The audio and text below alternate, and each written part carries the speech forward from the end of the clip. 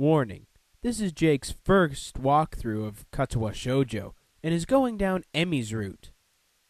Some contents may be inappropriate for kiddies. Previously on Katawa Shoujo. What are you doing down here at his show? Well, I came to see you, girl. What do you think? She look... Oh, we say the B word. Beautiful. She looks beautiful. And our story continues. Hey, everybody out there in YouTube land, Jake of the OneManBand is back again with more Katawa Shoujo. It's getting late. Thought, you know what?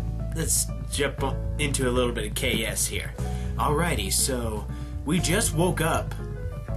The morning sunlight streaming through my window wakes me up instead of my alarm, and I realize that it must be Sunday. Wow, we skipped ahead a little while. Whoa. Somebody just messaged me on Skype, but I'll ignore it. Emi has kindly decided to give me weekends off for our morning runs.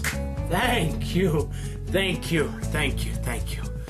Probably would have died. I don't actually know if I woke up at all yesterday, or if I just slept through the entire day. My legs groan in protest as I lever myself out of bed. All this running is really taking it out of me. Aw, come on, boy, you're fine. Still, I can't deny that Emi wasn't lying to me. It has gotten a little easier. I've been worried that the runs would start to wear on my nerves, but thus far, I haven't minded them that much. Well, it's only been a week. I suppose there's plenty of time for me to start dreading the sound of my alarm in the morning.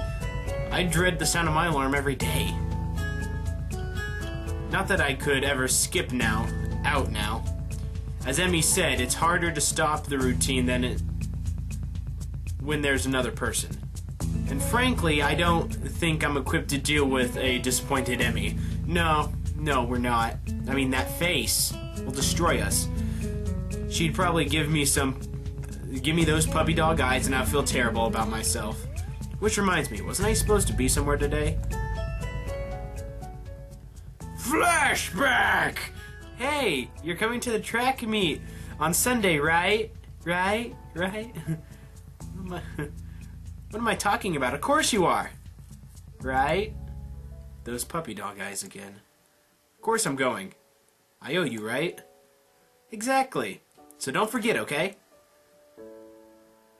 Crap! Emi's track meet. I'd better get a move on if I don't want to miss her running, since she's the only reason I'd ever consider going. Otherwise, it would defeat the whole purpose of going. White people again. And so I soon find myself quite suddenly surrounded by a crowd of people, all turning out to see their track team compete with another school like this one. I'll admit, it's almost comforting to know that we're not the only school like this. After you see that there can be two schools with a bunch of defective kids, well, you stop feeling so defective. You also stop feeling unique, which in most cases would be a bad thing. But in this case, it sure hell isn't. It's part of Yamako's appeal, I guess. Learn that you're not unique, hell. Learn there's a lot of others who would kill to be saddled with your problem instead of whatever they're dealing with. Some of the kids here aren't here because they're missing a leg or have a heart condition. Some of them might be here because they're as good as dead in 2, maybe 3 years if they're lucky. Well, that's a terrible thought. Oh man, that just ruined it for me. And that's only if they get the right sort of care. Oh, that's even worse! It's a bitter sort of comfort to be able to say, well, at least I got a chance of being alive through college, but there it is. I am brought out of my rather morbid musings by the appearance of Rin near the entrance to the bleachers. Hooray! You came. Well, of course I did. I said I would.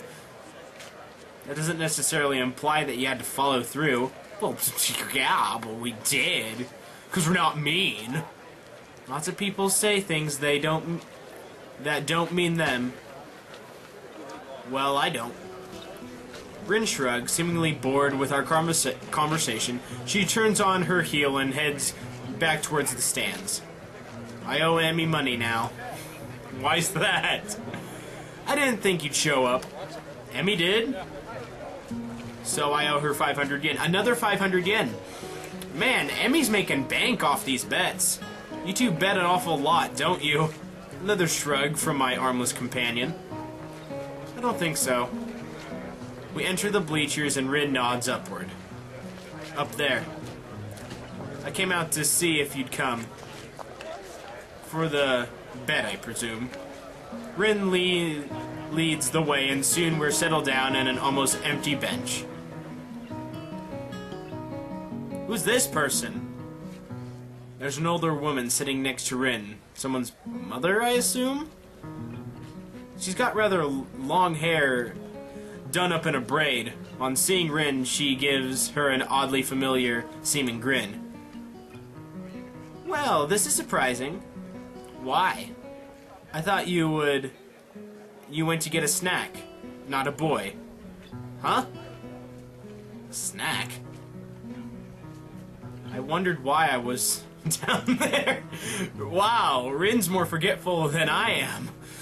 The woman laughs again in a way that seems familiar. Where have I seen her before? I don't know.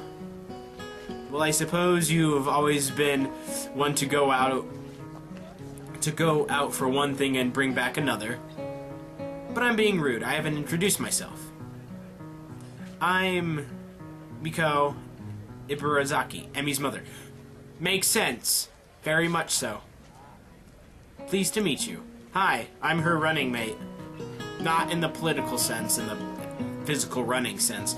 Well, that explains it. She's like a taller, older, and better endowed Emmy. Uh-huh, yeah, you noticed that, uh-huh. Good for you, boy. Apart from her hair being a darker shade than Emmy's, there's really no mistaking the resemblance. Sorry, I'm Hishio Nakei. And really, you don't have to apologize for not introducing yourself, Mrs. Ibarazaki. Ibarazaki, okay, Ibarazaki. It's really Rin's job in this situation, isn't it? Another laugh from Emmy's mother. Rin doesn't do stuff like that. Silly. I take it you've not known Rin for that long then. It's best not to expect her to remember something like that. She's got other things to think about, I assume. Rin nods, seemingly pleased with this assessment. She's right. I was thinking about sunsets. You see, it's really up to us to make introductions and the like. For lack of better response, I nod. Mrs. Abarazaki leans back a little on her seat and raises an eyebrow. So, how long have you and Rin been dating? Oh, yeah, sure, okay. No, mm-mm. My response consists of silence as my brain suddenly lurches into gear, but just before I can begin to utter a hastily babbled explanation, Emmy's mother bursts into laughter again. Ha! You're a blusher, aren't you?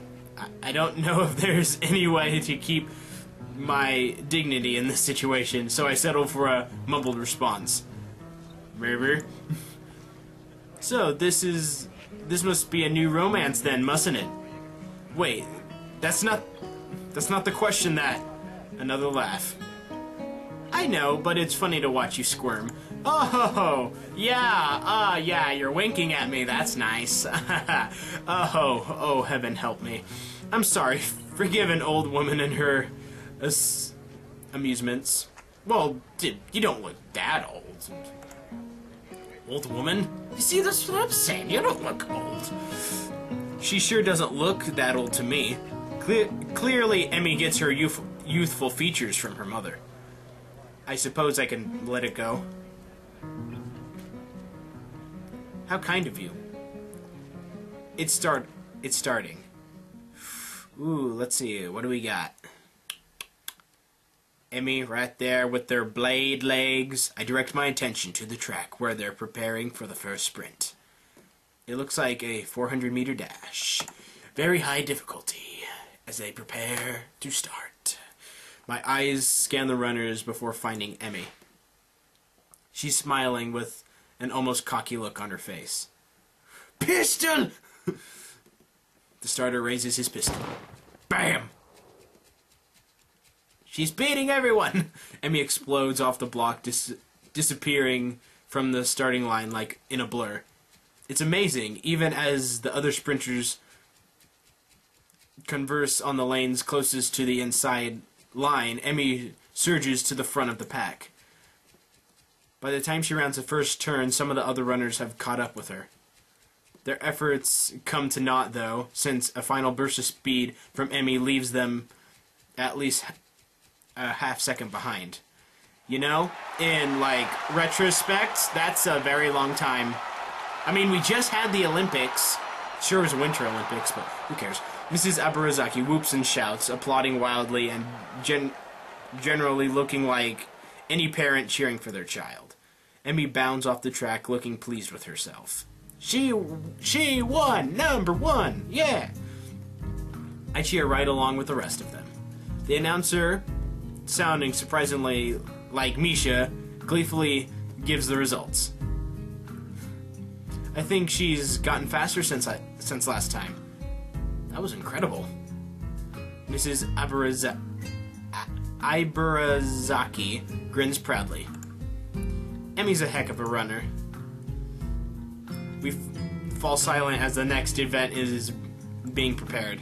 I'm surprised to see Emmy striding out on the track again. Onto the track. Wait, didn't she just run? Emmy's mother nods. Yeah. Yes. But she runs multiple events for the team, especially the sprints. It's a lot of running, but Emmy can handle it. From the look of things, she's right.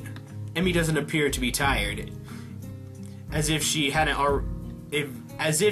run the previous event at all. If not for the sweat visible on her shirt, you'd never know.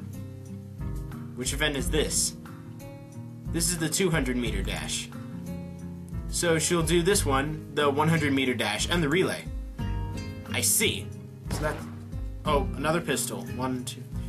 4 events? Once again, the pistol sounds, and once again, Emmy flies off the block. A thumping sound draws my attention away from the race. It's Rin's foot. She seems completely absorbed in the race. Emmy's mother cheers again, and I assume the race is over. Sprints don't seem to me like they take very long to complete. Well, no, they're sprints. Your foot. Your foot is bouncing on the bleachers. Oh. You seem pretty into this stuff. I'm surprised. Rin looks at me quizzically. Why wouldn't I be? No reason. I just thought stuff like sports wouldn't interest you. I suppose you're right. It's not that interesting. But I'm watching Emmy, not the sport. I don't follow. How do you not follow, boy? It's simple. She's there to support her friend. He's so dense. Emmy's the most Emmy when she runs.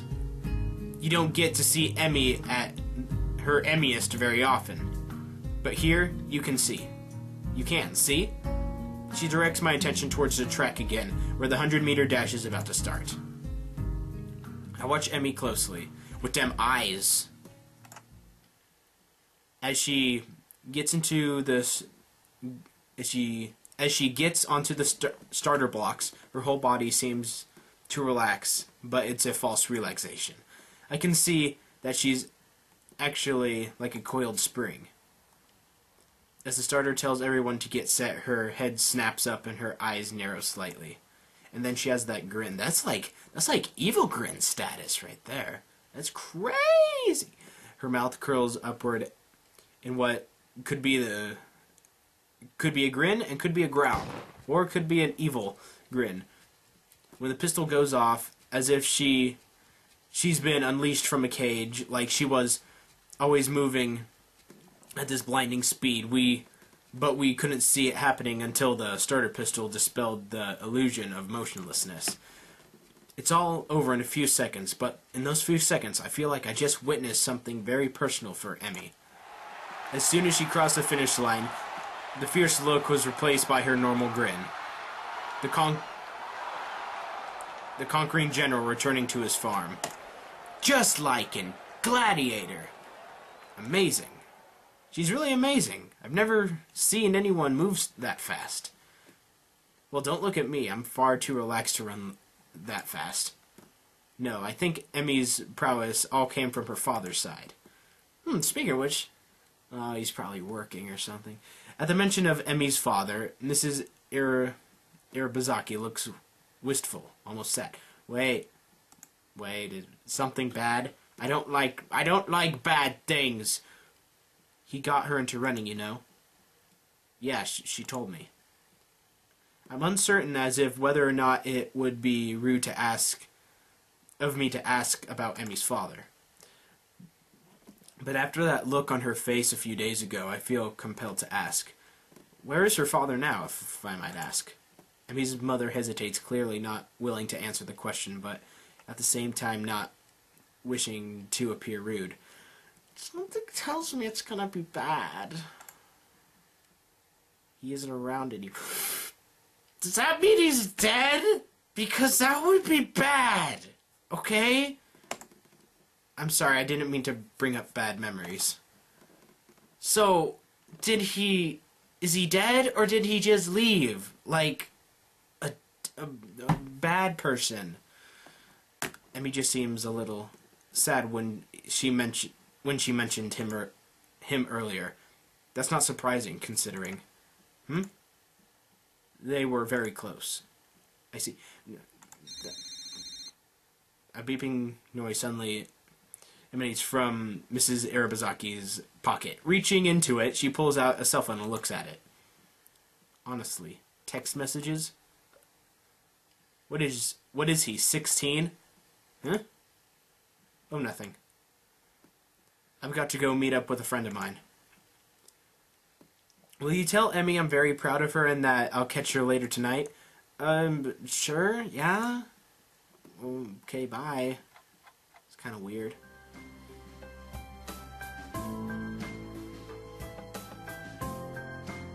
Okay. I'll admit that I zoned out for a while. I almost don't notice that the relay's about to begin, but when I look, I can't find Emmy. I thought that Emmy would be running the relay. She runs anchor, so she won't be running for a while yet. Ah. Did you see it? Huh? Emmy at her Emmyest? Maybe. What do you mean, maybe? It's yes. Yes, you did. Maybe this time. The race begins, and I cheer Emmy's teammates along as they pass the baton. Finally, I see Emmy sprinting onto the track to take the final handoff. Once again, I'm taken aback by how graceful she looks when she runs. It really is beautiful. The look of determination and fearlessness on her face only adds to the picture. Emmy at her Emmyest, I suppose. But then, as she crosses the finish line, I see her stumble slightly. It's only barely, but it's a definitive stumble. Rin inhales sharply and actually looks concerned for a second. Aw, Emmy. Did she hurt herself, do you think? You noticed it too. Yeah. I mean, sometimes I'm observant, sometimes I'm not. It must be bad. She frowns as if deciding the next course of action. Eventually, that proves to be too tiresome and she shrugs again. Well, let's go down. Gotta crown the victor. See if you can find a laurel branch. That's not gonna be easy. Rin shrugs. At least we tried. Well, we didn't really try all that hard, or at all. But hey, whatever. Yeah, whatever. Emmy is surrounded by her teammates, all of them congratulating her on the run. Rin seems to be waiting for Emmy to notice that she's arrived. Oh yeah, I guess she can't exactly wave Emmy over. Oh yeah, she can't, because she has no arms. Then again, I'm not sure that Rin would do such a thing, even if she had arms. It doesn't seem her style to draw attention to herself, or to emote beyond shrugging. Either way, I'm not willing to wait, so I wave to Emmy, who looks up and grins happily at me, or us, maybe. Hey, you showed up. Of course I did! Guess Rin owes me money, huh? We would have brought a crown of laurels, but Hishio didn't find one. Hey, neither did you. Don't pin this on me, girl. It wasn't my job to look. When did we assign jobs? When I said, see if you can find a laurel branch. Try to keep up. I shrug. Guess Rin's rubbing off on me. 'Cause that's a good thing. Seems it's my fault after all, Emmy. Emmy laughs at Rin and me. It's okay, I'm sure you'll make it up to me somehow. Oh, sure. Good, so, how'd I look? You looked like you were Emmyist. You looked like you were at your Emmyist, that's what you look like. I stopped myself from blurting out beautiful or amazing and settled for a substantially safer, very impressive. 'Cause you don't want to say the wrong thing. Emmy seems pleased with that assessment. I don't mention how much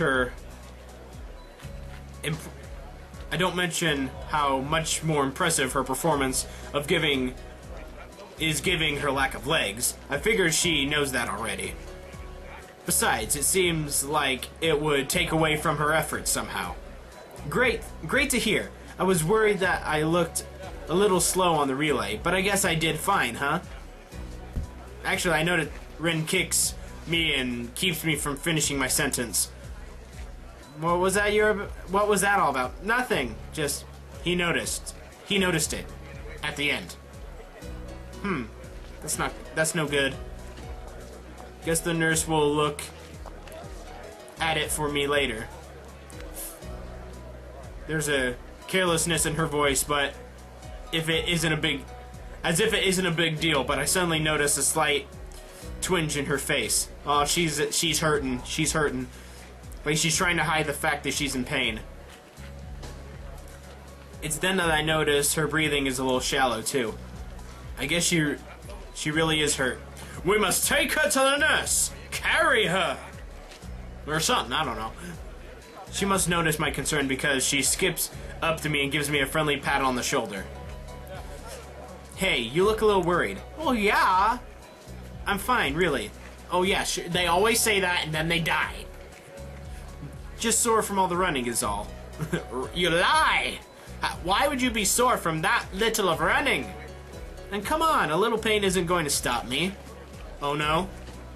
Emmy grins as for a moment she looks like she did during the sprint. Fierce and unconquerable. Or to put it another way, really beautiful. I think he's falling for her. I think he's falling for her. Hasn't yet. Well then, I guess I shouldn't worry, huh? Damn right, I'm Emmy Ibarazaki, fastest thing on no legs. I don't stop for anything. Impressive. Emmy giggles, then seems to remember something. Oh, before I forget, Rin and I are going to do something next Sunday as a post-track meet celebration. You should come along. Well, you know, I got stuff to do. Gotta move my dinner with the Pope and the President, stuff like that. But yeah, for you, anything. Normally we do it the day after, but since the track meet was on Sunday, I've got homework and class and all that stuff to take care of. Pfft, boring stuff nobody cares about. Plus, our morning run, of course. Right, of course. Oh right, your mom wanted to say she's proud of you. She'll call you later tonight. I thought I saw her in the stands. I'm glad she made it. Used to be my dad who showed up to the meets, but Mom's done a pretty good job of taking over. She shivers slightly in, and I realize that she's still all sweaty.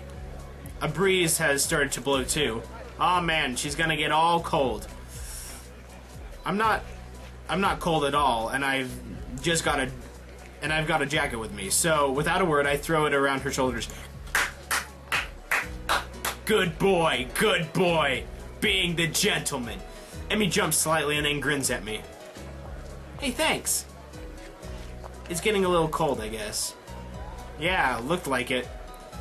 Just as I begin to wonder whether or not giving Emmy my jacket could be taken the wrong way, a boy in a track uniform approaches.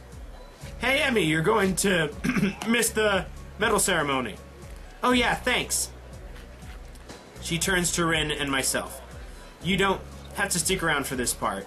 It takes forever. Besides, you should get cracking on your homework now that you don't want to be up late, Hishio.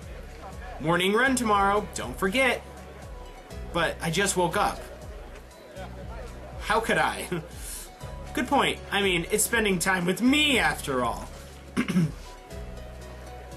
With this, she waves quickly and dashes off to receive her medals, for whatever they pass off as medals these days. Rin and I are headed away from the track, Rin remaining deep in whatever thought she has for most of the walk back to her dorm. As I see her off, she speaks up. You're probably not getting that coat back, I think. I'm sure I'll get it back eventually. Interesting. Take it as it comes, huh? Very Emmy-ish. Cryptic messages! Oh. With the odd statement, she turns and heads into the building. Honestly, what is that? Was it that big a deal? Yeah, sorta, maybe, kinda. I mean, it was cold, unless I'm mistaken, and in pain! Giving her a solution to at least one of those problems seems like an obvious reaction. That's because you're being the gentleman, which is good. You should definitely be the gentleman. Though I guess there's a chance I could lose my jacket if Emmy never remembers to return it. Well, I'm pretty sure a girl with a dude's jacket, I mean, come on, it's like, she's obviously gonna remember it's you who gave it because it's a boy's jacket. I guess Rin has a point. Still, I can bring myself to muster much worry over... I can't bring myself to muster much worry over the whole thing. After all, it's been getting warmer lately. I don't need a jacket. Odd, I think. I used to be a little more responsible with my stuff. Emmy-ish, huh? Maybe that's not really a bad thing. Do. Another time skip, time jump, whatever you want to call it. Hello, nurse. It's good to see you again. But with that, I think I'm gonna have to end the episode here. Like and favorite if you've enjoyed, subscribe, of course, and I'll see you guys next time. I'm out there on Katawa Shoujo. I'll see you then. Yo-yo! Bullseye.